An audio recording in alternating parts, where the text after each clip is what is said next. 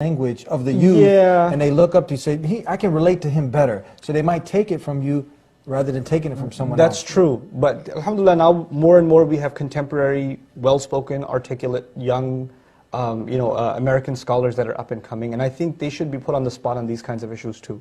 But nonetheless, I'll define some very basic essentials. Hijab, all the differences, additional opinions aside, the minimum is the hair to be covered, and of a loose cloth that covers the front, the chest of the woman in a loose way. The jilbab is the second item of clothing, and by the way, the hijab, the Quranic term for that is khimar. Khimar. Khimar comes from the word khamr, and the word khamr literally means to cover something. From it also comes the word, khamr is also the word for alcohol. Why? Because it covers your intellect. You can't think straight. Which is a beautiful word, because then people ask, is beer okay? Because I'm not drinking wine. Khamr means wine. Anything that overshadows your intellect, in the least bit, is khamr automatically. So it takes care of that issue. But regardless, khimar means something that covers. And that's for the top garment. Then it comes for the garment of the rest of the body. It's supposed to be an outer garment, jilbab, something that covers over. The way that's been interpreted essentially is something that's some basic conditions. One, it's not form-fitting, it's loose. And it goes down, in some debate whether it goes down to half the shin or all the way down to the ankle. But regardless, it's pretty long. It's a long overgarment that is not form-fitting. Then there's also debate about whether is it one piece or two pieces. Is it one long piece and one shorter piece? Does it have to be one long piece? And these are academic discussions. But the main point is it has to be loose and not form-fitting at all. Say that again, loose? Loose, not form-fitting, and an outer garment. Form-fitting? Shape of the body? Right, so it can't be tight clothing, it can't be the shape of the body. So these precious things that should be maybe for your husband, not every, Tom, John can see that. Yeah, and that makes absolute and complete sense, because the Prophet ﷺ, in a very famous hadith, actually cursed a category of women. Kasiyat, ariyat, he called them, dressed but naked. He called them dressed but naked. And what that meant was form-fitting, see-through kinds of clothes, etc.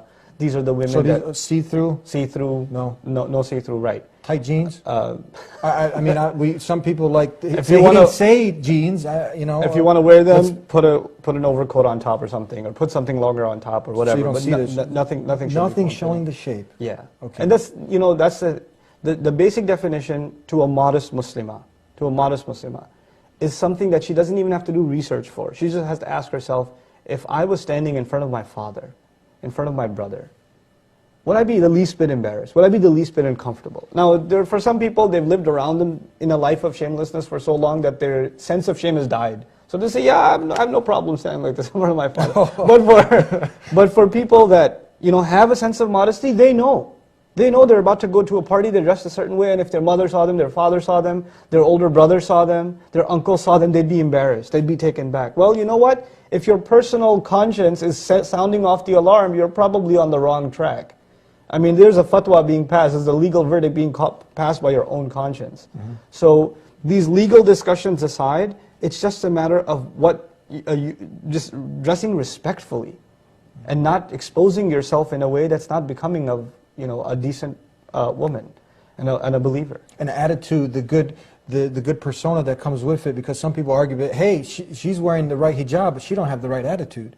I've seen this girl who is wearing hijab, and she's doing worse than the one who's not. Actually, you bring up a really good point. We're almost out of time, so I need you to just... So let me make this point really concise. On the other end of the aisle are people that aren't observing these things, any aspect of religion. Let's take hijab in this case as a discussion. And they point at people that are wearing hijab but have a bad attitude, or they're messed up in some other way, and they backbite, or they're dating, or whatever else they're doing that's messed up, even though they have the hijab on, and they got the outer garment on, and everything, right? Just like people misbehaving are not a source of discouragement for me that is trying to behave, just like that people that are misbehaving can't quote bad examples and say, therefore I don't have to answer to God. You're not responsible because you saw a good example or a bad example. The example's already been revealed. The sample has already been revealed. The role models have already come and gone. Last point I'm trying to make. We don't look for role models that are around us. The very first surah of the Qur'an tells us to look for role models that have already left. الَّذِينَ أَنْعَمْتَ عَلَيْهِمْ. The path of those who you already showered, past tense.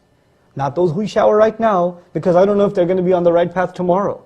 We look for righteous guidance in those in the past. The entire Qur'an is full of stories of those who already passed. That's what we're supposed to look for pillars of guidance, not anybody else. When we anchor our hopes in them, we're constantly disappointed, and then we end up losing our faith ourselves. A couple more points. We're almost out of time. Sure. Tell us now, please. you mentioned some sisters who know about hijab, they know the verdict, they know this is something that is compulsory on every Muslim woman, and they take it off, let's say. But now you see them take it off.